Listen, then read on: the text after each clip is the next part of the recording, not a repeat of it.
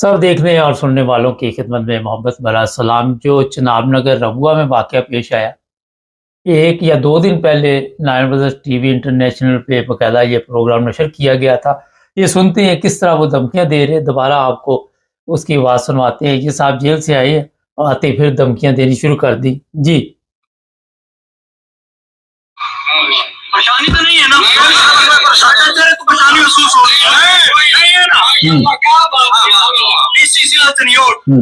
बहुत का इदारे और उनके साले ये नोट फरमा रहे जो कहते हैं जनाब नगर के कादियानी हमारी रेड लाइन है।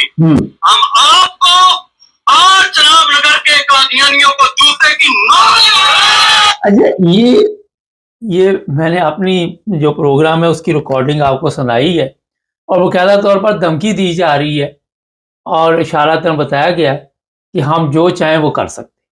अब ये चिन्योट पुलिस को भी पता था, चिनाब नगर पुलिस को भी पता था और दूसरे लोगों को भी पता था और ये प्रोग्राम हमने बाकायदा तौर पर इसकी आवाज़ में सुनवाया।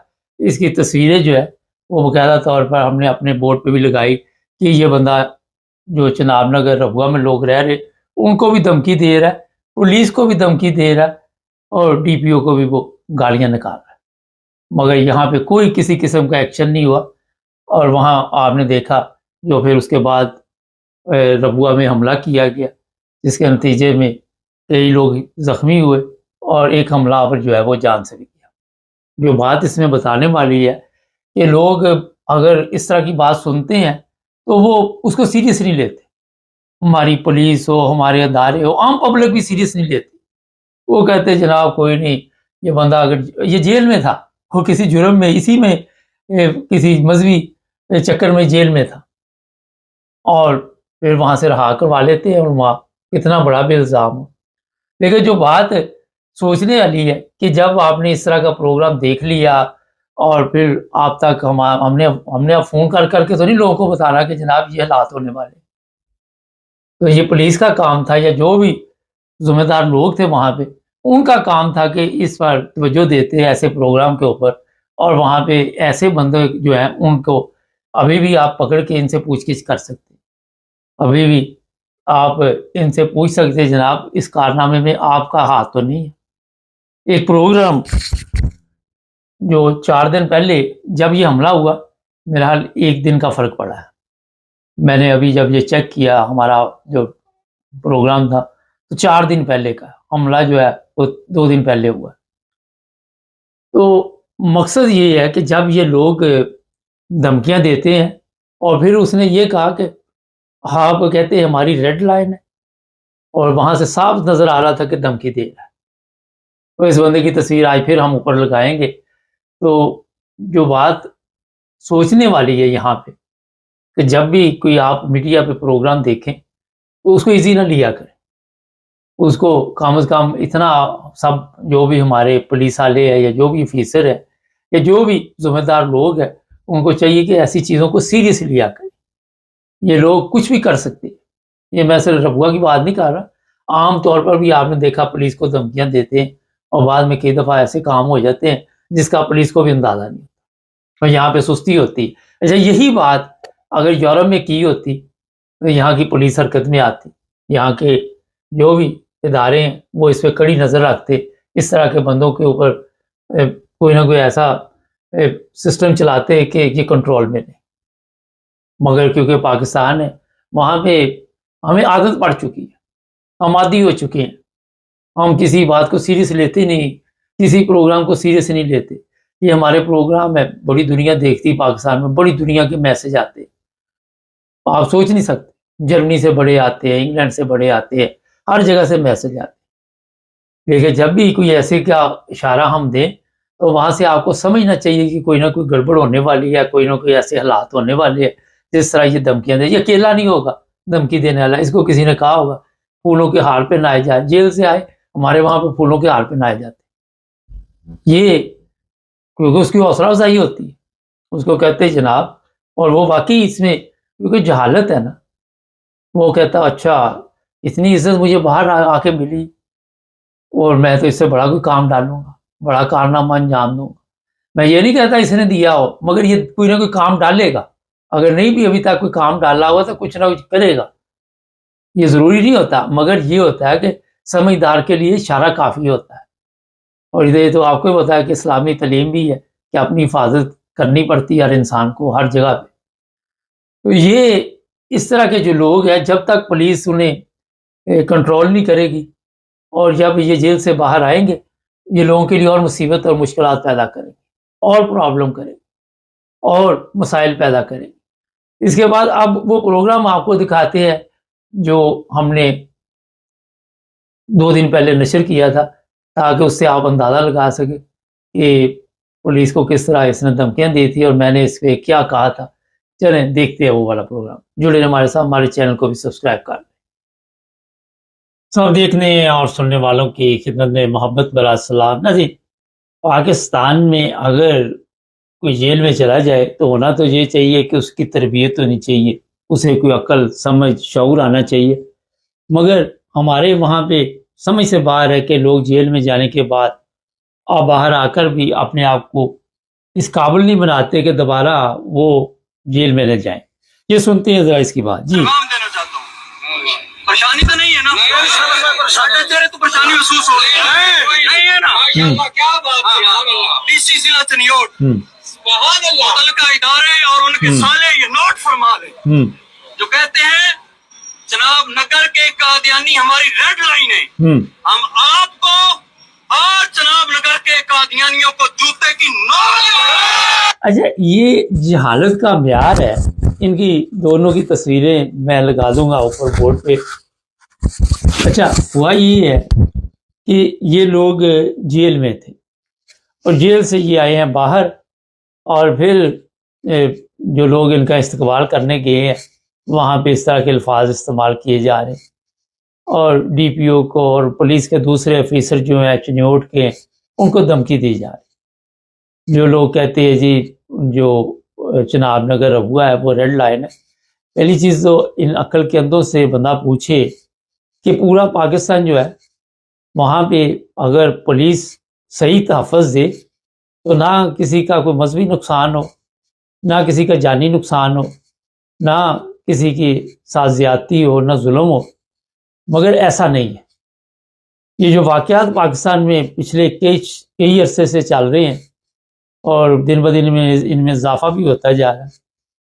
ہوتا یہ ہے کہ اب چناب نگر ربوہ کی اگر جس طرح یہ دھمکیاں لگا رہے ہیں کہ جوتے کی نوک پہ اور یہ اور وہ، یہاں سے ان کی قابلیت کا آپ اندازہ لگا سکتے کہ پولیس کہیں کی بھی ہو، ان کا فرض ہے کہ وہ کسی بھی علاقے سے کوئی تعلق رکھتا ہو، کسی مذہب سے تعلق رکھتا ہو، کسی فرقے سے تعلق رکھتا ہو، چاہے وہ کسی مذہب سے تعلق نہ بھی رکھتا ہو.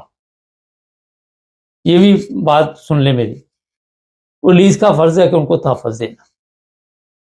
اور جب پولیس تحفظ دیتی ہے تو وہاں پہ پھر ظاہر ہے اس طرح کے جو لوگ ہیں وہ پولیس کے خلاف نفرت والی تقریریں کرتے ہیں. اور یہ تقریر جو ہوتی ہے پھر جو سامنے کھڑے ہوتے ہیں، کیونکہ ان سے زیادہ جاہل ہر طرف، ضروری نہیں کہ آپ کو پاکستان ہو یا دنیا کے دوسرے ممالک ہو، ہر قسم کے لوگ موجود ہیں.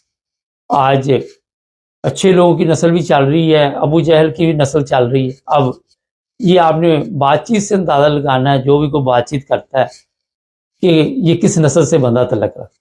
میں بڑے سادہ لفظوں میں آپ کو سمجھا رہا ہوں اور آپ کو سمجھ آ جانی چاہیے. اور پھر جو سبحان اللہ، نعرے تکبیر، اب ان کو نعرے تکبیر کا اگر مطلب پوچھے تو ان کو پتہ نہیں ہوگا.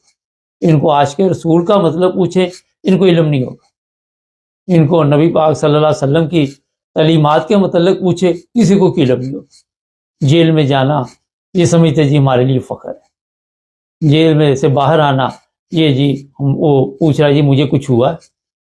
اب کسی بھی بے شرم انسان کے سنی ہوگی مثال تو پرانی ہے، مگر چلو وہ کسی کی پیٹھ پہ شرمگاہ پہ درخت نکل آیا، اس نے کہا جناب اب کیا کرو گے؟ وہ کہتا چلو اس کی چھاؤں میں بیٹھے. یہ حالت ہو چکی ہے.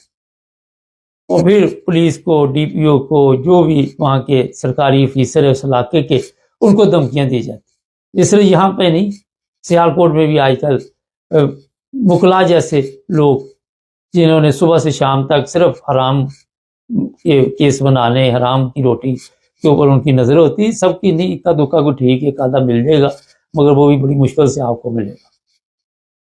ڈھونڈ کے دیکھ لیں، خود ہی کیس ڈلوانے، خود ہی سب کچھ کرنا. میں آج ایک ویڈیو دیکھ رہا تھا، اس میں بھی اسی طرح کے حالات نظر آ رہے تھے. تو یہ ہمارا پولیس کا محکمہ ٹھیک ہونا بھی چاہے تو یہ نہیں ہونے دیں گے، یہ بھی میں آپ کو بتا دوں.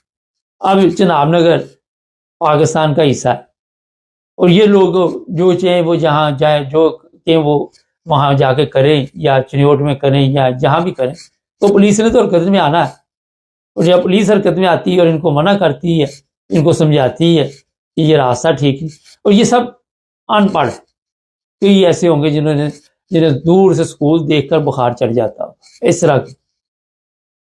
اور یہ غریب غربا وہ لوگ ہیں جن کو بس میرا خیال ہے صرف استعمال کیا جاتا ہے، اور جنہوں نے اصل میں اسلامی تعلیمات حاصل نہیں. یہ بڑا ایک اہم مسئلہ ہے، کیونکہ آج کے دور میں جس طرح ہمارے ملک میں آپ ارد گرد نظر ڈالے حالات ہیں، وہاں سے پتہ چل جاتا ہے لوگ نماز بھی پڑھ رہے ہیں، ڈاکو چوری بھی کر رہا ہے. یہ آئے دن خواتین پکڑی جاتی ہے، کبھی کوئی جعلی سونا بیچنے آئی ہوئی ہے، وہ سوشل میڈیا پہ ویڈیو چل رہی ہے. 6 خواتین پکڑی، یہ گروہ کیا جی، یہ بچے اٹھانے آیا، کتنے کا بچہ بیچ رہے، 500 1000 2000 کا بچہ بیچ دیا. اور جس ماں کا بچہ گیا اس سے کیا گزرتی ہو. یہ اپنے آس پاس سے آپ کو اندازہ ہو جائے گا کہ کتنا بڑا وہاں پہ اس وقت پاکستان جیسے ملک میں جو مختلف رنگ میں مافیا ہے وہ کام کیسے کر رہا ہے. کوئی مانگنے والے روپ میں آتا ہے، کوئی کسی روپ میں آتا ہے، کوئی کسی روپ میں آتا ہے. آج ہی میں دیکھ رہا تھا 2 بندے تھے، ان کی جب ویڈیو بنانی شروع کی، ہاں جی کدھر آئے ہو، ہم نے نہیں بتانا، کیمرہ بند کرو. اچھا جی کیمرہ کیوں بند کرو، آپ آئے کس مقصد کے لیے. ہم جی لوگوں کی مدد کے لیے پیسے اکٹھے کرتے. اچھا کن لوگوں کی مدد کے لیے، وہ پیچھے سے کوئی کمپنی ان کو چھوڑ گی وہاں پہ، وہ وہاں پہ پیسے مانگنی شروع کر دی، کوئی رسید کو پکڑ لی. اب کسی کو کیا پتا کہاں جانے یہ پیسے. فراڈ، ہر طرف فراڈ. کوئی سوشل میڈیا دیکھ لے، آج بھی میں دیکھتا ہوں، مجھے کئی دفعہ افسوس بھی ہوتا ہے، ہنسی بھی آ جاتی. اشتہار دے رہا ہے جیسے ہی آپ ہمیں کال کریں گے محبوب آپ کے پاؤں میں آ کے گر جائے گا، یہ ہوگا وہ ہوگا. قوم کو بیوقوف بنایا ہو، کیونکہ ان کو پتا ہے اس سے بڑی بیوقوف قوم آپ کو ملنی نہیں. اور یہ نہیں کہ وہاں پہ، یہاں پہ بھی بناتے ہیں بیوقوف. آپ کسی پہ اعتماد نہیں کر سکتے. آئے دن فون آئیں گے، ہمیں یہ پیسے چاہیے، وہ چاہیے، میری ماں بیمار، میرا باپ بیمار، میرا آپریشن. اس کے علاوہ ان کے پاس کوئی کہانی، اس کے علاوہ کوئی چیز نہیں انہوں نے سیکھی. یہ روزانہ پتہ نہیں کتنی کالیں ہمیں آتی ہیں، کتنے میسج ہمیں آتے ہیں، کبھی میسنجر پہ، کبھی ٹک ٹاک پہ، کبھی کہیں. خواتین ہیں، بس یہی کہانی. یہی مرد ہیں، وہ بھی یہی کہانی. کسی کو پیسے بھیجنے بھی پڑے کسی کام کے لیے، وہ کام بھی نہیں کرتا، وہ پیسے کھا گیا، بعد میں ٹیلی فون بھی نہیں اٹھاتا. کہ ایسے لوگ وہاں پہ بڑے بڑے ہیں، اور پھر کہیں گے ہم غریب لوگ ہیں، ہمارا گزارا نہیں ہوتا، یہ نہیں ہوتا، وہ نہیں ہوتا. جب آپ نے رزق حلال کی طرف جانا نہیں، رزق حلال کی طرف تو اسی وقت جائیں گے جب آپ کے پاس کوئی دماغ ہوگا. تو جب آپ کے پاس دماغ ہوگا اور آپ کا کام جو ہے وہ لوگوں کو مذہبی طور پہ پریشان کرنا، اور خود آپ نے مذہب کے مطابق چلنا ہے، خود آپ کا مذہب سے دور دور تک نہ لے نہ دیں. مجھے 100% یقین ہے یہ دونوں کی جو میں تصویریں لگائی، ان سے آپ نماز کہیں آ کے سوشل میڈیا پہ سنا دے، دعائے قنوت سنا دے، اس کو وہ نہیں آتی ہو. یہ میرا چیلنج ہے ایسے لوگ، ان کو کوئی پتہ نہیں ہوگا دین کا، مگر ان کے نعرے ہوں گے، اور یہ پولیس کو دھمکیاں دیں گے، کیونکہ جوتے پڑھنے کی عادت پڑ چکی ہوتی ہے، اور جب جوتے نہ پڑھیں تو وہ طبیعت خراب ہو جاتی ہے. اور یہ چنیوٹ کے جو پولیس افیسر ہیں ان کو بھی میں کہوں گا کہ ایسے لوگوں کو جب تک آپ سبق نہیں دیں گے اور جو ان کا استقبال کرنے کے، ان کو ساتھ بھی ذرا ایسا سلوک کرے جو مذہبی طور پہ اس طرح کے نعرے لگا کے بعد میں لوگوں کے لیے مشکلات پیدا کرتے.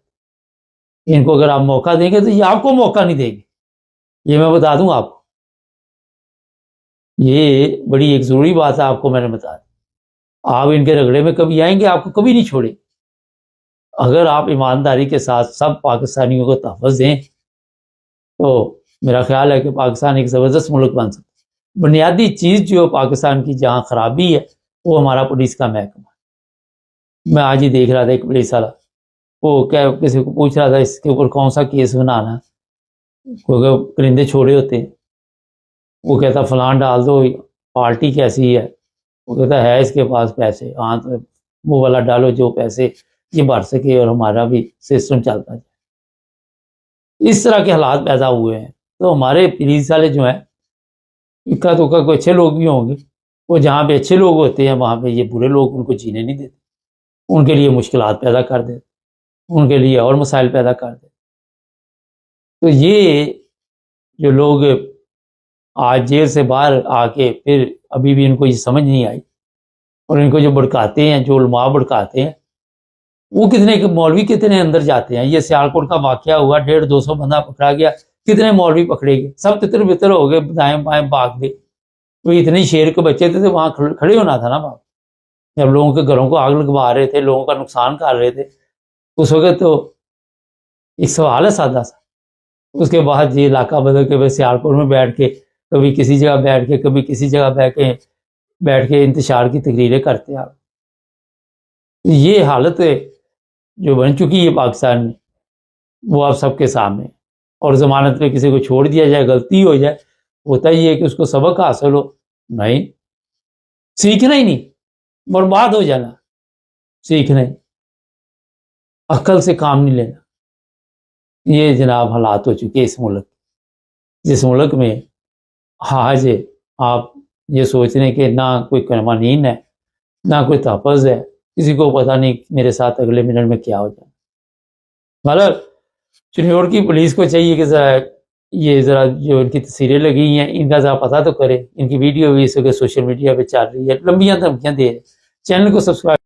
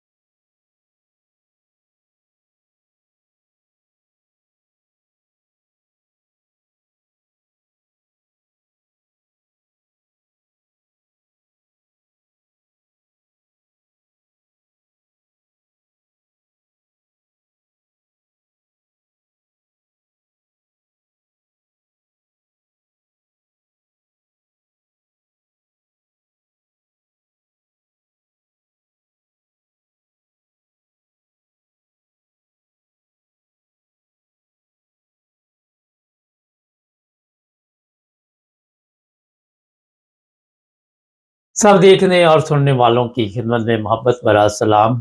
यकूब साहब हमारे साथ है और यकूब साहब के साथ ये दूसरी दफ़ा रिकॉर्डिंग हो रही है और मैं यकूब साहब को रिक्वेस्ट करूंगा कि कोई भी ऐसा लफ्ज़ ना बोले। आपके दिल की बात जो होती है वो लोग समझ जाते हैं। आप इशारा कर दिया करें और पूरा लफ्ज़ बोलने की ज़रूरत नहीं है। मेरे सवालात होंगे और यकूब साहब के जवाबात होंगे, मुख्तसर जवाबात देंगे। पहला सवाल यकूब साहब का ये है कि ये जो हालात पाकिस्तान में इस वक़्त तहरीक लबैक वाले है, क्योंकि इनका तल्लुक भी तहरीक लबैक से है। अब फ़लस्तीन के लिए तो बातचीत होगी, वो तो लिख-पढ़ होगी, सब कुछ होगी। ये लोग क्या चाहते हैं? इन्होंने सड़कें बंद की हुई हैं, मरीज़ हैं वो परेशान हैं, कारोबारी लोग परेशान हैं, कंटेनर जिनमें इतना माल पड़ा हुआ है, करोड़ों का माल वो बर्बाद हो रहा है, किसी को कोई फ़िक्र नहीं। गवर्नमेंट कंटेनर पकड़-पकड़ के लगा रही है। पुलिस में और तहरीक लबैक में शदीद लड़ाई जारी है। सर ज़रा ये मुख्तसर बताइए कि क्या चाहते हैं ये? क्यों बाहर निकले? जी बिस्मिल्लाहिर्रहमानिर्रहीम। जवेद साहब मेरी तरफ ਤੁਹਾਨੂੰ ਤੁਹਾਡੀ ਪੂਰੀ ਟੀਮ ਨੂੰ ਸਾਰੇ ਪਾਕਿਸਤਾਨੀਆਂ ਨੂੰ ਦੁਨੀਆ ਦੇ ਜਿਸ ਕੋਨੇ ਜਾਣਾ अस्सलाम वालेकुम वालेकुम सलाम।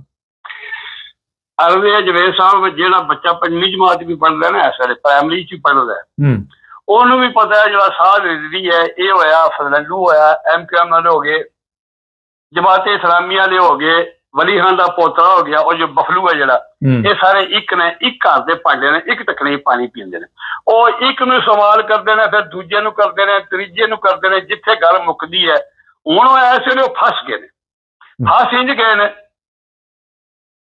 ਇੱਕ ਘਰ ਦੀ ਜਿਹੜੀ ਇਹਨੇ ਜਵੇਦ ਸਾਹਿਬ ਬਾਈ ਆਮ ਦੁਨੀਆ ਦੀ ਵੀ ਗੱਲ ਕਰ ਲੈਂਦੇ ਆ ਘਰ ਦੀ ਵੀ ਤੁਸੀਂ ਕਿਸੇ ਨਾਲ ਨਾਰਾਜ਼ ਹੁੰਦੇ ਹੋ ਨਾ ਖਾਨਦਾਨ ਚ ਜਾਂ ਯਾਰ ਦੋਸਤ ਨਾਲ ਉਸ ਹੱਦ ਤੱਕ ਨਾ ਜਾਓ ਪਰ ਜਿੱਥੇ ਵਾਪਸੀ ਨਾ ਹੋਵੇ ਐਸਾ ਕਿਸੇ ਨੂੰ ਅਲਫਾਜ਼ ਨਾ ਕਹੋ ਖਾਸ ਕਰ ਜਿਹੜੀ ਮਾਂ ਭੈਣ ਦੀ ਗਾਲ ਹੈ ਮੈਂ ਇਹਦੇ ਖਿਲਾਫ ਮੈਂ 6 ਮਿੰਟ ਥਲਦਾਰ ਨੂੰ ਮਾਰਿਆ ਜ਼ੁਲਮ ਉਹਦਾ ਮੈਂ ਨੱਕ ਭੰਨਿਆ ਉਹਨੇ ਮੈਨੂੰ ਮਾਂ ਦੀ ਗਾਲ ਕੱਢੀ ਮੈਂ ਬੜੀ ਸਜ਼ਾ ਭੁਗਤੀ ਹੈ ਫਿਰ ਗੱਡੀ ਜਾਂਦੀ ਰਹੀ ਲਾਇਸੈਂਸ ਕਬਲ ਹੋ ਗਿਆ ਮੇਰਾ ਜ਼ਬਤ ਹੋ ਗਿਆ ਫਿਰ ਮੈਂ 6 ਮਹੀਨੇ ਤਾਰੀਖਾਂ ਭੁਗਤੀਆਂ ਮੁਰਸ਼ਦ ਮੇਰਾ ਕੰਮ ਲਾਇਆ ਮੇਰੇ ਤਲਕਾਰ ਚੰਗੇ ਮੈਨੂੰ ਲਾਇਸੈਂਸ ਵੀ ਲੱਭ ਗਿਆ ਮੈਂ ਕੇਸ ਚ ਬਰੀ ਹੋ ਗਿਆ ਪਰ 6 ਮਹੀਨੇ ਬੜੇ ਮੈਂ ਔਖੇ ਤੱਕੇ ਨੇ ਜਿਹੜਾ ਮਜ਼ਦੂਰ ਬੰਦਾ ਸ਼ਾਮਾਂ ਨੂੰ ਰੁਪਈਆ ਰੋਜ਼ 400 ਕਮਾ ਕੇ ਲਿਆਉਂਦਾ ਤੇ ਉਸ ਵੇਲੇ 400 ਬੜੀ ਗੱਲ ਹੈ ਅੱਜ ਦੇ 4-5 ਹਜ਼ਾਰ ਬਰਾਬਰ ਹੈ ਤੇ ਫਿਰ ਜਵੇਦ ਸਾਹਿਬ ਦੀ ਰਾਤਾਂ ਔਖੀ ਹੀ ਲੱਗਦੀ ਜੇ ਕੰਮ ਹੀ ਇਹ ਔਰਤਾਂ ਸਾਡੀਆਂ ਮਿਲਾਂ ਤੇ ਕੋਲ ਚੱਲਦੀਆਂ ਇੱਕ ਤੇ ਕਿਸੇ ਨੂੰ ਮਾਂ ਭੈਣ ਦੀ ਗਾਲ ਨਾ ਕੱਢੋ ਨਹੀਂ ਤੇ ਉਹਨੇ ਕਿਉਂ ਕੱਢੀ ਮਾਂ ਦੀ ਗਾਲ ਉਹਨੇ ਕਿਉਂ ਕੱਢੀ ਮਾਂ ਦੀ ਗਾਲ ਉਹਨੇ ਕਿਉਂ ਕੱਢੀ ਉਹ ਤੁਹਾਡੇ 2 ਮਿੰਟ ਲਾਇਆ ਹੋ ਜਾਣਗੇ ਜਿਹੜਾ ਜੇਲਮ ਅੱਡਾ ਨਾ ਹੁਣ ਤੇ ਬਾਹਰੋਂ ਬਾਹਰ ਜਾਂਦੇ ਨੇ ਉਸ ਵੇਲੇ ਜੇਲਮ ਅੱਡਾ ਅੰਦਰ ਹੁੰਦੇ ਆ ਜਿੱਥੇ ਪੈਟਰੋਲ ਪੰਪ ਹੈ ਉੱਚੀ ਜਗ੍ਹਾ ਥੱਲੇ ਨੀਵੀਂ ਜਗ੍ਹਾ ਮਸਜਿਦ ਹੈ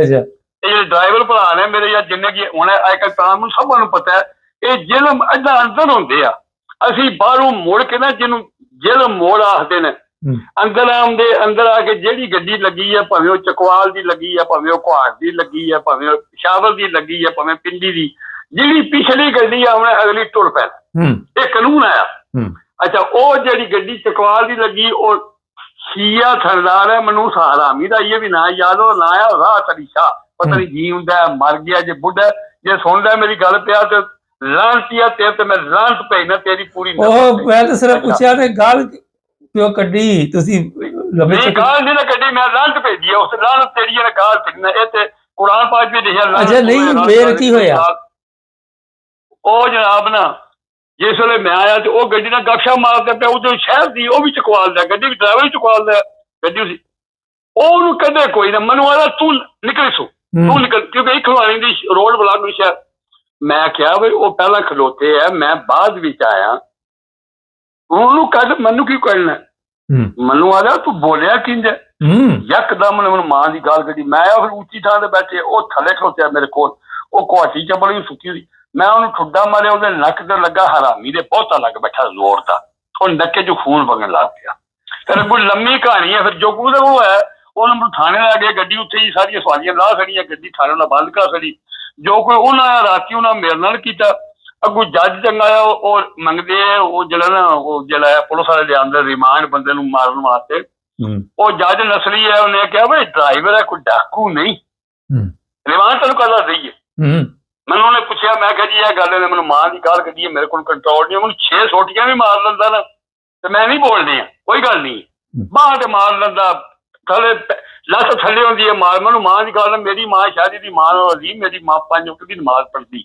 ਜਿਹੜੀ ਕੁਰਾਨ ਪਾਕ ਬੜੀ ਨੇਕ ਮਾਂ ਹੀ ਮੇਰੀ ਤੂੰ ਮੇਰੀ ਮਾਂ ਨੂੰ ਗਾਲ ਕਿਉਂ ਕੱਢੀ ਤੋ ਇਸ ਵਾਸਤੇ ਮੈਂ ਜਵੇਦ ਸਾਹਿਬ ਉਸ ਹੱਦ ਤੇ ਨਾ ਜਾਓ ਵਜੇ ਸੀ। ਇੱਕ ਤਾਂ ਕਿਸੇ ਨੂੰ ਮਾਂ ਭੈਣ ਦੀ ਗਾਲ ਨਾ ਕੱਢੋ, ਬਗੈਰ ਸੋਣੇ ਨਹੀਂ ਮਗਰ ਉੱਥੇ ਤੇ ਮੇਰੀ ਗੱਲ ਸੁਣੋ, ਉੱਥੇ ਤੇ ਮਾਂ ਭੈਣ ਦੀ ਗਾਲ ਕੱਢਣ ਤੋਂ ਬਗੈਰ ਗੱਲ ਹੀ ਨਹੀਂ ਹੁੰਦੀ। ਪੁਲਿਸ ਕੋ ਚਲ ਜਾਓ, ਉਹ ਮਾਂ ਭੈਣ ਦੀ ਗਾਲ, ਫੌਜੀ ਦੇ ਹੱਥ ਆ ਜੇ ਉਹ ਗਾਲ, ਆਵਾਮ ਦੇ ਹੱਥ ਆ ਜੇ ਉਹ ਗਾਲ, ਲਾਹੌਰ ਵੜ ਜਾਓ ਤੁਸੀਂ, ਗਾਲਾਂ ਮਾਂ ਭੈਣ ਦੀਆਂ।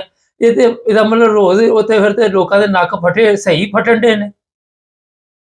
ਮੈਂ ਅਰਜ਼ ਕਰਨਾ ਜੀ ਹੁਣ ਤੇ ਅੱਧਾ ਹੀ ਮੁੱਕ ਗਈ ਜਾਂਦਾ। ਮੈਂ ਗੱਲ ਪਿਆ ਕਰਨਾ ਜਵੇਦ ਸਾਹਿਬ, ਬਈ ਹਿਸਾਬ ਲਾ ਲਓ ਬਈ 80-81 ਦੀ ਮੈਂ ਗੱਲ ਕਰਨਾ, ਜਾਂ ਉਸ ਤੋਂ ਪਹਿਲਾਂ ਜਿਸਲੇ ਜ਼ਿਆ ਨੇ ਤਖਤਾ ਉਲਟਿਆ ਭੁੱਟੋ ਦਾ, ਤੇ ਉਸ ਵੇਲੇ ਫਰਵਰੀ ਦਾ ਇਲੈਕਸ਼ਨ ਜਲਦੀ ਕਰਾਇਆ, ਤੇ ਉਸ ਵੇਲੇ ਮੈਂ ਚੜ੍ਹਦੀ ਜਵਾਨੀ ਆ, ਮੈਂ ਲਾਹੌਰ ਬਦਾਮੀ ਬਾਗ ਲਾਹੌਰ ਨਾ ਵੈਗਨ ਬੰਦਿਆ, ਤੇ ਗੱਡੀ ਛੱਡ ਕੇ ਵੀ ਨਾ ਦੁਪਹਿਰੀ ਅਸੀਂ ਮਾਰ ਰੋਡ ਤੇ ਜਲੂਸ ਕਰਦੇ ਹੁੰਦੇ। ਯਕੀਨ ਕਰੋ 2 ਹਫ਼ਤੇ ਬੜੀਆਂ ਤਾਰੀ ਸੀ। ਮੈਂ ਸ਼ਾਹ ਮਰਵਾਨੀ ਸਾਹਿਬ ਦੀ ਪਾਰਟੀ ਦਾ ਆਇਆ, ਅੱਛਾ ਸੁਣੀ ਜੋ ਹੋਇਆ, ਮੈਂ ਸਿੱਧੀ ਜਿਹੜੀ ਗੱਲ ਹੈ ਹੁਣ ਤਰੀਕਲ ਬੈਗ ਨਾਲ, ਉਹ ਜਨਾਬ ਜੀ ਉਹ ਪੁਲਿਸ ਜ਼ਾਲਮ ਨਹੀਂ ਆਈ, ਉਹਨਾਂ ਕੋਲ ਖਾਲੀ ਬੈਂਤ ਹੁੰਦੀ ਹੈ, ਉਹ ਸਾਡੀ ਜਾਂ ਪਿੱਠ ਤੇ ਮਾਰਦੇ ਹੈ ਜਾਂ ਸਾਡੀ ਕੰਢੀ ਜਾਂ ਲੱਤਾਂ ਤੇ ਮਾਰਦੇ ਹੁੰਦੇ, ਸਾਨੂੰ ਨਸਾਉਂਦੇ ਹੁੰਦੇ। ਜੇ ਬਹੁਤੀ ਦੁਨੀਆ ਟੋਖੀ ਹੋ ਜਾਏ ਤੇ ਫਿਰ ਉਹ ਮਾਰਦੇ ਹੁੰਦੇ, ਜਿਹੜੀ ਨਹੀਂ ਆਂਸੂ ਗੈਸ ਹੁੰਦੀ ਹੈ ਉਹ ਵੀ। ਹੁਣ ਤੇ ਏਡੇ ਜ਼ਾਲਮ ਦੇ ਬੱਚੇ ਦਰਿੰਦੇ ਵਿਕੇ ਨੇ, ਹੁਣ ਤੇ ਪੁਲਿਸ ਵਾਲੇ ਸਿਰੇ ਗੋਲੀ ਮਾਰਦੇ ਨੇ। ਉਦੋਂ ਅਸੀਂ ਕਦੇ ਰਾਈਫਲ ਤੱਕੀ ਨਹੀਂ ਕਿਸੇ ਪੁਲਿਸ ਵਾਲੇ ਕੋਲ ਮਾਰ ਰੋਡ ਤੇ, ਖੁਦਾ ਪਾਕ ਦੀ ਕਸਮ ਹੈ। ਅੱਛਾ 27 ਬੰਦੇ ਮਰ ਗਏ ਨੇ, ਇਹ ਗੋਲੀਆਂ ਮਾਰੀਆਂ ਨੇ ਤਰੀਕੇ ਲਬੈਗ ਦੇ, ਔਰ ਕਈ ਜ਼ਖਮੀ ਨੇ, ਪੁਲਿਸ ਵਾਲੇ ਵੀ ਕਈ ਮਰ ਗਏ ਨੇ, ਕਈ ਜ਼ਖਮੀ ਨੇ। ਇਹ ਕਿੱਧਰ ਜਾ ਰਿਹਾ ਪਾਕਿਸਤਾਨ, ਕਿੱਥੇ ਚਲ ਗਏ ਅਸੀਂ? ਹਰ ਪਾਸੇ ਸਾਡੇ ਬਾਰਡਰ ਮਹਫੂਜ਼ ਨਹੀਂ, ਅੰਦਰ ਅਸੀਂ ਮਹਫੂਜ਼ ਨਹੀਂ, ਘਰਾਂ 'ਚ ਮਹਫੂਜ਼ ਨਹੀਂ। ਅੱਛਾ ਇਹ ਸਵਾਲ ਇੱਕ ਬੜਾ ਅਹਿਮ ਆ ਰਿਹਾ, ਮੁਖਤਸਰ ਜਵਾਬ ਦਿਓ, ਔਰਤਾਂ ਨੂੰ ਕਿਉਂ ਚੁੱਕ ਕੇ ਲੈ ਗਏ ਰਿਜ਼ਵੀ ਦੇ ਨਾਲ? ਤੁਹਾਡੇ ਜੋ ਮਰਜ਼ੀ ਪੰਗੇ ਹੋਣ, ਰਿਜ਼ਵੀ ਨੂੰ ਕਿਉਂ ਨਹੀਂ ਫੜਿਆ ਇਹਨਾਂ ਨੇ? ਰਾਮੀਆਂ ਦਾ ਕੰਮ ਦਾ ਲਾਲੀ ਨਹੀਂ ਇਹ ਕੰਮ ਕਰਦੇ। ਮੈਂ ਜਵੇਦ ਸਾਹਿਬ ਇੱਕ ਮਿੰਟ ਸ਼ਾਇਦ ਗੱਲ ਕਰਨਾ, ਮੇਰਾ 35 ਸਾਲ ਪਹਿਲੇ ਭੰਡੀ ਰਹੀ ਹੈ ਇੱਕ ਪਾਰਟੀ ਨਾਲ, ਦੂਜੀ ਮੁਖਾਲਫ ਪਾਰਟੀ ਨਾਲ। ਅੱਲਾ ਦੀ ਕਸਮ ਹੈ, ਉਹਨਾਂ ਦੀਆਂ ਧੀਆਂ ਭੈਣਾਂ ਮੈਨੂੰ ਰੋਜ਼ ਗਾਲਾਂ ਕੱਢਦੀਆਂ, ਮੈਂ ਕੋਲੋਂ ਲੰਘ ਜਾਂਦੇ ਹੱਸ ਕੇ, ਮੈਂ ਕਿਹਾ ਮੇਰੀਆਂ ਭੈਣਾਂ ਨੇ। ਹੁਣ ਜਦੋਂ ਰਾਜ਼ੀਨਾਮਾ ਹੋ ਗਿਆ, ਮੈਂ ਕੇਸ ਜਿੱਤ ਗਿਆ। ਪਹਿਲਾਂ ਉਹਨਾਂ ਮੈਨੂੰ ਖਾਰੀਆਂ ਦਲੀਲ ਕੀਤਾ, ਫਿਰ ਲਾਹੌਰ ਹਾਈ ਕੋਰਟ ਲੈ ਗਏ ਨੇ, ਉੱਥੋਂ ਮੈਂ ਜਿੱਤਿਆ। ਫਿਰ ਉਹਨਾਂ ਖਾਰੀਆਂ ਰਿਵਿਊ ਲਿਆ, ਫਿਰ ਜਿੱਤਿਆ। ਫਿਰ ਮੈਨੂੰ ਸੁਪਰੀਮ ਕੋਰਟ ਲੈ ਗਏ ਨੇ, ਮੈਂ ਉੱਥੋਂ ਜਿੱਤਿਆ। ਹੁਣ ਰਾਜ਼ੀਨਾਮਾ ਹੋ ਗਿਆ, ਹੁਣ ਜੱਫੇ ਮਾਰ ਕੇ ਮਿਲਦੇ ਨੇ। ਉਹ ਧੀਆਂ ਭੈਣਾਂ ਮੈਨੂੰ ਆਖਦੀਆਂ ਨੇ ਇਹ ਬੰਦਾ ਵਾਹ ਤੱਕਿਆ, ਅਸੀਂ ਇਹਨੂੰ ਗਾਲਾਂ ਕੱਢਦੀਆਂ, ਬੰਦਾ ਅੱਖ ਨਹੀਂ ਚੁੱਕਦੇ ਆ। ਸਾਡੇ ਜਣਿਆਂ ਨਾਲ ਇਖਤਲਾਫ ਰਿਹਾ ਕਿ ਇੱਕ ਵਜ੍ਹਾ ਹੀ ਬਣੀ, ਐਵੇਂ ਉਹਨਾਂ ਫਜ਼ੂਲ ਜੀ ਬਣਾਈ, ਮੁਕੱਦਮਾ ਚੱਲਿਆ, ਮੈਂ ਹਾਰਦਾ ਨਹੀਂ ਹੈ। ਉਹ ਤਗੜੇ ਪੈਸੇ ਵਾਲੇ, ਮੈਂ ਮਾੜਾ ਆਦੇ ਕੱਲ੍ਹ ਤੇ ਹਾਰੇਗਾ। ਉਹਨਾਂ ਸੁਪਰੀਮ ਕੋਰਟ ਤੱਕ ਮੈਨੂੰ ਦਲੀਲ ਕੀਤਾ, ਰੱਬ ਮੇਰੀ ਮਦਦ ਕੀਤੀ ਹੈ, ਤੇ ਮੈਂ ਉੱਥੋਂ ਵੀ ਕੇਸ ਜਿੱਤ ਗਿਆ। ਹੁਣ ਅੱਗੇ ਕਰ ਕੋਈ ਸਕਦੇ। ਤੇ ਮੈਂ ਅਰਜ਼ ਕਰਨਾ ਪਿਆ, ਜਿਹੜਾ ਗੈਰਤਮੰਦ ਬੰਦਾ ਹੁੰਦਾ ਨਾ, ਉਹ ਦੂਜੇ ਦੀ ਧੀ ਭੈਣ ਨੂੰ ਆਪਣੀ ਧੀ ਭੈਣ ਸਮਝਦਾ, ਉਹ ਨਹੀਂ ਧੀਆਂ ਚੁੱਕਦਾ। ਇਹ ਨਵਾਂ ਹੀ ਸਟੈਂਡ ਰਿਹਾ ਜ਼ਿੰਮੇਦਾਰ ਹੈ ਨਾ। ਅੱਗੇ ਮੁਸ਼ਰਫ ਵੀ ਰਿਹਾ, ਬਾਬਾ ਜ਼ਿਆ ਵੀ ਰਿਹਾ, ਬਾਜਵੇ ਵੀ ਇਹ ਕੰਮ ਨਹੀਂ ਕੀਤਾ, ਕਿੱਡਾ ਪੈੜਾ ਹੈ। ਤੇ ਯੂਬ ਦੌਰ 'ਚ ਉਹ ਜਿਹੜਾ ਤੇ ਜਾਂ ਦੌਰ 'ਚ ਉਹ ਤੇ ਪੈਸੇ ਦੇ ਭੁੱਖੇ ਆ, ਤੇ ਹਾਈ ਲੈਵਲ ਦੀ ਗੇਮ ਕਰਦੇ। ਉਹ ਇਹ ਧੀਆਂ ਚੁੱਕਣੀਆਂ, ਬੰਦਿਆਂ ਨੂੰ ਮਾਰਨਾ, ਇਹ ਥੱਲੇ ਚਵਲ ਪਾਉਣਾ। ਇਹ ਬੰਦਾ ਜਿਹੜਾ ਹੁਣ ਆਇਆ ਜਵੇਦ ਸਾਹਿਬ, ਇਹ ਤੇ ਅੱਧਾ ਹੀ ਕਰਾਸ ਕਰ ਗਿਆ। ਇੱਕ ਦੇ ਪਹਿਲੇ ਨੰਬਰ ਤੇ ਗੱਲ ਹੈ ਕਿ ਪੂਰੇ ਪਾਕਿਸਤਾਨ ਇੱਕ ਬੰਦਾ ਇਲੈਕਸ਼ਨ ਨਹੀਂ ਹੈ। ਇਹ ਲੱਗਦਾ ਨਾ 17 ਮੈਂ ਨਿਆਂ ਦੇ ਨਾਮ ਸਿੱਧੀ ਬਗੈਰ 17 ਨਹੀਂ ਕੋਈ ਨਹੀਂ ਜੇ। ਹਾਂ ਜੇ ਜਿਹੜਾ ਇਹਨਾਂ ਦਾ ਇੱਕ ਅੱਧਾ ਹਲਕਾ, ਇੱਕ ਵਲੀ ਖਾਨ ਦਾ ਮੁੰਡਾ ਲੈ ਜੇ, ਜਾਂ ਇੱਕ ਸੀਟ ਲੈ ਜਾਏ ਉੱਥੇ ਜਮਾਤੇ ਇਸਲਾਮੀ ਵਾਲੇ, ਐਮਕੇਐਮ ਦੀ ਇੱਕ ਵੀ ਨਹੀਂ ਹੈ। ਮੈਂ ਕਿਹਾ ਇਹ ਪੁਰਾਣੀਆਂ ਗੱਲਾਂ ਹੋ ਗਈਆਂ, ਉਹਨਾਂ ਨੇ ਜਿੱਤ ਲਿਆ, ਇਹ ਬਾਹਰ ਕਿਉਂ ਨਿਕਲਿਆ ਦਾਵਾ? ਇਹਨੂੰ ਕੀ ਪ੍ਰੋਬਲਮ ਹੈ ਰਿਜ਼ਵੀ ਨੂੰ, ਤੁਹਾਡੇ ਭਤੀਜੇ ਨੂੰ? ਇਹ ਮੇਰਾ ਭਤੀਜਾ ਜਿਹੜਾ ਕਿੱਥੇ ਨਿਕਲਿਆ, ਇਹਨੂੰ ਤਾਂ ਉੱਜਾ ਲੈ ਕੇ ਬਾਹਰ ਕੱਢੇ ਹੋ, ਕਿੱਥੇ ਇੰਨੇ ਜਗ੍ਹਾ ਸ਼ੋਦਾ ਹੈ ਜੇ ਮਸਕੀਨ, ਕਿੱਥੇ ਬਾਹਰ ਨਿਕਲ। ਅੱਛਾ ਉਹ ਤੁਹਾਨੂੰ ਮੈਂ ਜਵੇਦ ਸਾਹਿਬ ਦੱਸਣਾ, ਤੁਸੀਂ ਖੁਦ ਹਿਸਾਬ ਲਾ ਲਓ ਇਹ ਨਿਕਲਿਆ ਕਿੱਥੇ ਨਿਕਲੇ। ਇਹਨੇ ਆਖਿਆ ਕੀ ਹੈ? ਇਹਨੇ ਆਖਿਆ ਇਹ ਮੈਂ ਅਮਰੀਕਾ ਦੀ ਅੰਬੈਸੀ ਅੱਗੇ ਜਾ ਕੇ ਇਸਲਾਮਾਬਾਦ ਇਤਿਹਾਜ ਕਰਨ, ਇਹ ਆਖਿਆ ਸੁਣਾ। ਇੱਕ ਸਾਥੀ ਹੈ ਪਾਕਿਸਤਾਨੀ, ਉਹ ਜਿਸ ਵੇਲੇ ਇਹ ਜ਼ਿੰਮੇਦਾਰ ਅੰਦਰ ਬੈਠੇ ਆ ਟਰੰਪ ਕੋਲ, ਉਹ ਜਿਹੜੇ ਅਸੀਂ ਯੂਰਪ ਰਹਿੰਦੇ ਹਾਂ ਨਾ ਬੰਦੇ, ਸਾਡੇ ਯਕੀਨ ਕਰ ਲਓ ਕਈ ਬੰਦੇ ਬੜੇ ਅੱਛੇ ਵੀ ਹੈ ਜੇ, ਕੋਈ ਇਹ ਨਹੀਂ ਸਾਰੇ ਬੁਰੇ ਨੇ। ਔਰ ਇਹ ਸਾਡੇ ਨਾਲ ਹਕੀਕੀ ਤਲਕ ਵੀ ਸਲਾਮ ਦਾ ਵੀ ਬੰਦੇ ਦੀ ਬਣ ਜਾਂਦੀ ਹੈ। ਜੇ ਬੰਦੇ ਇੱਥੇ ਇੰਗਲੈਂਡ ਜਾਂ ਅਮਰੀਕਾ 'ਚ ਜਾਂ ਜਰਮਨੀ 'ਚ ਜਾਂ ਸੁਇਜ਼ਰਲੈਂਡ ਜਾਂ ਇਟਲੀ ਪੈਦਾ ਇੱਥੇ ਹੋਏ ਨੇ, ਬੱਚੇ ਜਵਾਨ ਹੋਏ ਨੇ, ਉਹਨਾਂ ਨੂੰ ਜ਼ੁਬਾਨ ਪੂਰੀ ਆਉਂਦੀ, ਉਹਨਾਂ ਦੇ ਜਿਹੜੇ ਬੰਦੇ ਫਰੈਂਕਲੀ ਦੋਸਤ ਬਣ ਜਾਂਦੇ ਨੇ। ਅੱਛਾ ਉਹ ਜਨਾਬੇ ਵਾਲੀ ਇਹ ਸਿਲੰਡਰ ਹੈ, ਤੇ ਬਾਹਰ ਇੱਕ ਬੰਦਾ ਉਹਦਾ ਟਰੰਪ ਦੀ ਪਾਰਟੀ ਦਾ, ਉਹ ਇੱਕ ਸਾਥੀ ਨੂੰ ਮਿਲਿਆ ਪਾਕਿਸਤਾਨੀ ਨੂੰ, ਉਹਨੇ ਕਿਹਾ ਤੁਹਾਡਾ ਜਿਹੜਾ ਜ਼ਿੰਮੇਦਾਰ ਅੰਦਰ ਗਏ ਹਨ, ਇਹ ਤੇ ਇੰਜ ਲੰਮਾ ਪਿਆ, ਅੱਜ ਤੱਕ ਪੈਂਦਾ ਵੇਖਿਆ ਹੀ ਕੋਈ ਨਹੀਂ। ਉਹ ਆਦਾ ਮੁਲਕ ਦੇ ਸੈਨਿਕਾਂ ਦਾ ਹਾਲ ਹੈ, ਜੋ ਕਰਨਾ ਹੀ ਕਰਵਾ ਲੈ, ਜਿਹੜਾ ਦੁਨੀਆ ਦਾ ਜ਼ੁਲਮ ਕਰਨਾ ਹੀ ਕਰਵਾ ਲੈ। ਮੈਨੂੰ ਇਮਰਾਨ ਖਾਨ ਕੋਲ ਮੇਰੀ ਜਾਨ ਛੁਡਾ, ਮੈਨੂੰ 3 ਸਾਲ ਐਕਸਟੈਂਸ਼ਨ ਤੋਂ ਉਹਨੇ ਕਿਹਾ ਕਿ ਦਹੀਂ ਟੱਪ ਗਿਆ ਜੇ। ਉਹ ਪਰ ਰਿਜ਼ਵੀ ਦਾ ਉਹਦੇ ਨਾਲ ਕੀ ਤਲਕ ਹੈ? ਮੈਂ ਕਿਹਾ ਰਿਜ਼ਵੀ ਸੜਕਾਂ ਬੰਦ ਕੀਤੀਆਂ ਦੀਆਂ, ਉਹਦੇ ਨਾਲ ਇਹਦੀ 3 ਸਾਲ ਦਾ ਕੀ ਤਲਕ ਹੈ? ਉਹਨੇ ਰਿਜ਼ਵੀ ਨੂੰ ਤਾਂ ਲਿਆਂਦਾ ਕਰਮ ਵਾਲਿਓ, ਨਾ ਉਹਨੂੰ ਕੋਈ ਫਜ਼ਲੰਡੂ ਨੂੰ ਮੰਨਦਾ, ਨਾ ਬਫਲੂ ਨੂੰ ਮੰਨਦਾ, ਨਾ ਜਮਾਤ ਇਸਲਾਮੀ ਨੂੰ ਮੰਨਦਾ। ਉਹਦਾ ਆਪਣਾ ਸੀਨੇਟਰ ਛੱਡ ਗਿਆ ਜਿਹੜਾ ਉੱਥੋਂ ਆਇਆ ਸੀ, ਉਹਦਾ ਛੁੱਟ ਕੇ ਇਸਰਾਈਲ ਵਿੱਚੋਂ, ਕਿ ਨਾ ਉਹਦੇ ਸੈਨੇਟ ਕੇ ਨਾ ਉਹਦੇ ਗਣੀ ਜਾਂ ਕੀ ਮੁਸ਼ਤਾਕ, ਨਾ ਕੋਈ MQM ਦੀ ਵੈਲਿਊ ਲੱਗੀ। ਕੋਈ ਬੰਦਾ ਨਜ਼ਰ ਨਹੀਂ ਜਿਹਨੂੰ ਆਵਾਮ ਜੁੱਤੀਆਂ ਮਾਰਦੀ ਹੈ। ਕੱਲ ਮੈਂ ਇੱਕ ਵਾਕਿਆ ਤੱਕਿਆ, ਤੁਸੀਂ ਤੱਕਿਆ ਜਾਂ ਨਹੀਂ ਤੱਕਿਆ, ਮੇਰੇ ਦਿਲ ਨੂੰ ਬੜੀ ਤਕਲੀਫ ਹੋਈ ਹੈ ਤੇ ਮੈਂ ਅਪੀਲ ਕਰਨਾ ਪੂਰੀ ਪਾਕਿਸਤਾਨੀ ਕੌਮ ਅੱਗੇ। ਪਹਿਲਾਂ ਤੁਹਾਡੀ ਮੈਂ ਗੱਲ ਦਾ ਜਵਾਬ ਬਾਅਦ ਦੇਣਾ। ਇਹ ਤੁਹਾਨੂੰ ਪਤਾ ਹੈ ਕਿ ਸਾਡੇ ਜ਼ਿੰਮੇਦਾਰ ਵਿਕੇ ਨੇ, ਸਾਡੇ ਚੌਕੀਦਾਰ ਨਹੀਂ ਵਿਕੇ। ਇਹ ਸਾਡੇ ਭਰਾ ਨੇ, ਸਾਡੇ ਭਤੀਜੇ ਨੇ, ਭਾਂਜੇ ਨੇ, ਸਾਡੇ ਵਤਨ ਦੇ ਨੇ। ਕੱਲ ਮੈਂ ਤੱਕਿਆ, ਪਤਾ ਨਹੀਂ ਡੇਰਾ ਇਸਮਾਇਲ ਜਾਂ ਡੇਰਾ ਗਾਜ਼ੀ ਖਾਨ ਕਿਤੇ ਫੌਜ ਦੀ ਗੱਡੀ, ਕਿਤੇ ਫੌਜੀ ਪਤਾ ਨਹੀਂ ਕਿਉਂ ਗਏ, ਕਿਉਂ ਲੱਥੇ ਨੇ ਗੱਡੀ ਥੱਲੇ, ਕਿਸੇ ਬੰਦੇ ਨੂੰ ਪੜ੍ਹਨ ਕੀ ਗੱਲ ਹੋਈ ਹੈ। ਉਹਦੇ ਮਗਰ ਪਾਕਿਸਤਾਨੀ ਬੰਦੇ ਨੂੰ 900 ਗਾਲ ਮੁੜੇ ਪਕੜਦੇ ਜਵਾਨ। ਇਹ ਕੰਮ ਗਲਤ। ਮੈਂ ਦੇਖੀ ਵੀਡੀਓ, ਮਾਫੀ ਮੰਗੋ। ਇੱਕ ਤੱਕਿਆ ਸੀ ਜਿਹੜੇ ਸਾਹਿਬ, ਹਾਂਜੀ ਦੇਖੀ, ਬੜੀ ਗਲਤ ਗੱਲ। ਇਹ ਕੰਮ ਨਹੀਂ ਕਰਨਾ ਚਾਹੀਦਾ। ਫੌਜ ਦਾ ਕੋਈ ਗੁਨਾਹ ਨਹੀਂ, ਸਾਡਾ ਇਖਤਲਾਫ ਹੈ ਜਿਹੜੇ ਬੰਦੇ ਇਸ ਵੇਲੇ ਜਿਨ੍ਹਾਂ ਬੰਦੇ। ਚਲੋ ਇਹ ਤੇ ਮੈਸੇਜ ਪਹੁੰਚ ਗਿਆ ਤੁਹਾਡਾ, ਇਹ ਤੇ ਪਹੁੰਚ ਗਿਆ ਰਿਜ਼ਵੀ, ਇਹ ਪਹੁੰਚ ਗਿਆ। ਹੁਣ ਮੈਂ ਤੁਹਾਨੂੰ ਅਰਜ਼ ਕਰਨਾ ਪਿਆ ਵੀ ਜਿਹੜਾ ਉਹਨੇ ਐਲਾਨ ਕੀਤਾ, ਇਸ ਐਲਾਨ ਵਿੱਚ ਹੀ ਮੇਰੀ ਗੱਲ ਦਾ ਜਵਾਬ ਹੈ ਉਹ ਇਹ ਬਕਵਾਸ ਕਰਦਾ ਪਿਆ। ਉਹ ਤੂੰ ਅਮਰੀਕਾ ਦਾ ਸੀ ਕਿ ਕੀ ਕਰਨਾ, ਉਹ ਤੂੰ ਜਾਂ ਤੇ ਐਲਾਨ ਕਰਨਾ। ਪਰ ਜਿਹੜੇ ਜ਼ਿੰਮੇਦਾਰਾਂ ਮੁਲਕ ਤੇ ਕਬਜ਼ਾ ਕੀਤਾ, ਜਿਨ੍ਹਾਂ ਸਾਰੇ ਹਾਰਿਆਂ ਨੂੰ ਜੈਲੀ ਬਣਾਏ ਹੈ, ਸਾਡੇ ਸਿਰ ਤੇ ਮੁਸੱਲਤ ਕੀਤਾ, ਜੈਲੀ ਵਜ਼ੀਰ-ਏ-ਆਜ਼ਮ, ਜੈਲੀ ਸਦਰ, ਜੈਲੀ ਪਾਰਲੀਮੈਂਟ, ਅਰਬਾਂ ਖਰਬਾਂ। ਨਹੀਂ ਉਦੋਂ ਤੇ ਬੋਲਿਆ ਹੀ ਨਹੀਂ, ਉਦੋਂ ਤੇ ਬੋਲਿਆ ਹੀ ਨਹੀਂ, ਉਦੋਂ ਤੇ ਬੋਲਿਆ ਹੀ ਨਹੀਂ। ਇਹ ਹੈਗਾ ਬੜਾ ਲੰਬਾ ਹੋ ਗਿਆ ਪ੍ਰੋਗਰਾਮ। ਉਦੋਂ ਨਹੀਂ, ਹੁਣ ਮੈਂ ਨਾ ਜਵੇਦ ਸਾਹਿਬ ਚਲੋ ਉਦੋਂ ਤੇ ਨਹੀਂ ਬੋਲਿਆ। ਜੇ ਇਹ ਈਮਾਨਦਾਰ ਹੋਵੇ, ਈਮਾਨ ਦੀ ਰੱਤੀ ਹੋਵੇ, ਇਹ ਮੁਖਲਸ ਹੋਵੇ ਮੁਲਕ ਵਾਸਤੇ, ਇਹ ਆਪਣੀਆਂ ਦਿਹਾੜੀਆਂ ਨਹੀਂ ਦੇਣਾ ਸ਼ੋਰ। ਇਹ ਐਲਾਨ ਕਰਦਾ ਮੈਂ ਬੜਾ ਸਬਰ ਕੀਤਾ, ਮੈਂ ਬੜਾ ਟੱਕਿਆ, ਇਹਨਾਂ ਅੰਤ ਚੁੱਕੀ ਹੈ ਇਹ ਮੁਲਕ ਵਿੱਚੋਂ ਨਾ। ਹੁਣ ਇਹ ਕੰਮ ਕਰੋ ਕਿ ਇਹਨਾਂ ਕੋਲੋਂ ਮੁਲਕ ਆਜ਼ਾਦ ਕਰਾਓ। ਅੱਲਾ ਦੀ ਕਸਮ ਹੈ, ਪੂਰੀ ਪਾਕਿਸਤਾਨੀ ਕੌਮ ਦੇ ਮਗਰਾਮ ਦੀ। ਚਲੋ 25 ਮਿੰਟ ਹੋ ਗਏ, ਬਹੁਤ ਸ਼ੁਕਰੀਆ, ਫਿਰ ਕਰਾਂਗੇ ਗੱਲ। ਇੱਕ ਮਿੰਟ ਮੈਂ ਕਰਨਾ ਪਿਆ। ਆਖਿਆ ਕੇਸ ਅਮਰੀਕਾ ਮੈਸੇਜ ਚੱਲਿਆ, ਇਹ ਤੇਰੇ ਜਿਹੜੇ ਕੋਲ ਲੱਗਦੇ ਆ, ਮੈਂ ਗਲਤ ਗੱਲ ਕਰਾਂ, ਇਹ ਅਮਰੀਕਾ ਦੇ ਬਿਠਾਏ ਬਾਸ਼ਰੀ ਲਾ ਲੈਣ ਤੋਂ ਪਹਿਲਾਂ ਉਹ ਪਹਿਲਾਂ ਮੁਲਕ ਆਜ਼ਾਦ ਕਰਾ। ਜਿਵੇਂ ਸਾਹਿਬ ਅਸਲ ਗੱਲ ਇਹ ਹੈ, ਪਹਿਲਾਂ ਮੁਲਕ ਆਜ਼ਾਦ ਕਰਾਉਣਾ। ਉਹਨੂੰ ਫੋਨ ਕਰਨਾ ਸੀ ਤਾਂ ਅਸੀਂ ਫੋਨ ਤੁਹਾਡੇ ਦੇ ਨਾਲ ਤੇ ਰਾਬਤਾ ਉਹਦਾ ਟੈਲੀਫੋਨ ਕਰਕੇ ਸਮਝਾਇਆ ਨਹੀਂ ਕਦੀ। ਉਹ ਪਹਿਲਾਂ 2-3 ਦਫਾ ਮੇਰਾ ਜਵਾਬ ਦਿੰਦੇ ਆ। ਹੁਣ ਮੇਰੀ ਗੱਲ ਸੁਣ ਕੇ ਨਾ ਅੱਗੋਂ ਮੈਨੂੰ ਟਵੀਟ ਕਰ ਸਕਦਾ, ਮਸਲਾ ਸੁਣਾ ਸਕਦਾ। ਮੇਰੀ ਗਰੀਬ ਦੀ ਕੌਣ ਗੱਲ ਸੁਣਦਾ? ਜੇ ਮੈਂ ਅੱਲਾ ਦੀ ਕਸਮ ਉਹਨੂੰ ਮੁਖਲਸ ਹੋ ਕੇ ਮੈਂ ਕਿਹਾ, ਮੈਂ ਕਿਹਾ ਪੁੱਤਰ ਤੇਰਾ ਬਾਪ ਮਜ਼ਦੂਰ ਹੈ ਜੋ ਕਿਤਾਬਾਂ ਪੜ੍ਹਦਾ ਰਿਹਾ, ਐਡਾ ਵਰਿਆਮ ਉਹ ਵੀ ਕੋਈ ਨਹੀਂ ਹੈ। ਤੇਰੇ ਵਾਂਗੂ ਅੱਧ ਕਲਾਸ ਨਹੀਂ ਕਰਦੇ ਆ। ਚਲੋ ਬਹੁਤ ਸ਼ੁਕਰੀਆ, ਕੰਮ ਕਰਿਆ ਕਰ ਜੀ। ਪਹੁੰਚ ਗਿਆ ਮੈਸੇਜ, ਬੜਾ ਲੰਬਾ ਹੋ ਗਿਆ ਪ੍ਰੋਗਰਾਮ। ਚਲੋ ਕੋਈ ਗੱਲ ਨਹੀਂ ਨਾ, ਤੁਸੀਂ ਫਿਰ ਹੁਣ ਕੱਲ ਤੇ ਮੈਂ ਡੈਸੀ ਕਰਾਉਣ ਜਾਣਾ ਚਾਹੁੰਦਾ, ਬਿਮਾਰ ਜ਼ਿੰਦਗੀ ਦੀ ਤੇ ਮੰਗਲਵਾਰੀ ਮੈਂ ਫੋਨ ਕਰਾਂਗਾ ਫਿਰ ਲਾਈਨ ਤੇ ਲਾ। ठीक है, ओके ओके, अल्लाह के बाद। अरे यकूब साहब से गपशप भी लगाई है ना, मैं क्या तुम बोर ना हो जाओ। चैनल को सब्सक्राइब करें, जुड़े हमारे साथ ताकि और प्रोग्राम देखते हैं।